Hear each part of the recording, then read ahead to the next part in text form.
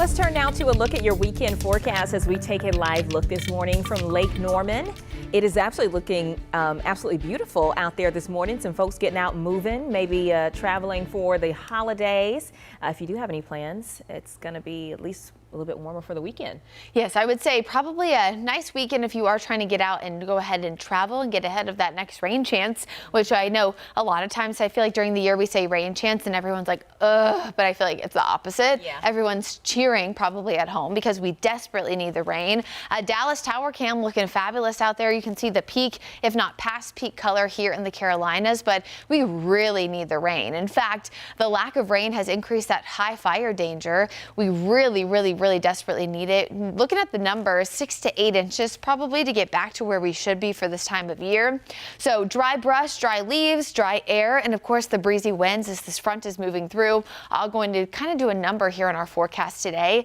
As that front works its way through, of course the wind's going to peak at their breeziest early in the afternoon before finally settling down this evening.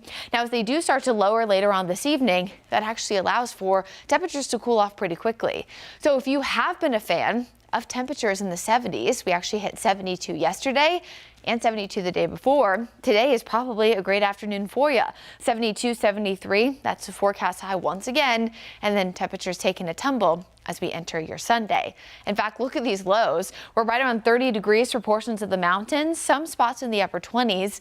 Now this is actually closer to where we should be for this time of year. So definitely getting closer to where more normal, I guess, November 19th start to the day.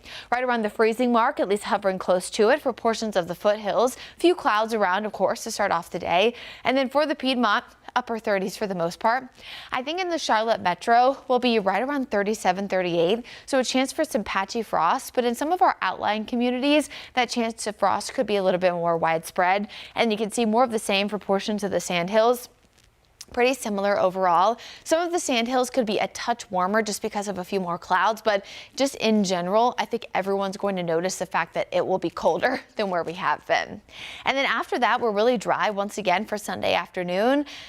And here comes the rain. Again, normally I would be kind of saying bummer, rain, of course Thanksgiving travel, but we need the rain so desperately. I think the key here is as you're traveling for Thanksgiving is knowing when the rain is expected to move in.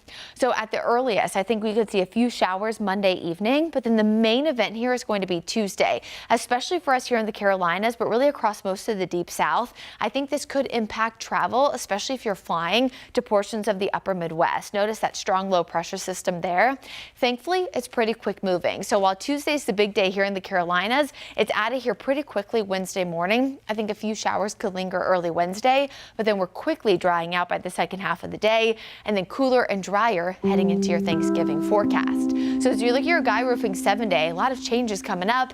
Today, breezy and warm, cooler tomorrow, but still pleasant in the afternoon. There's that big rain chance on Tuesday and then mid 50s starting off in the 30s for Thanksgiving Day.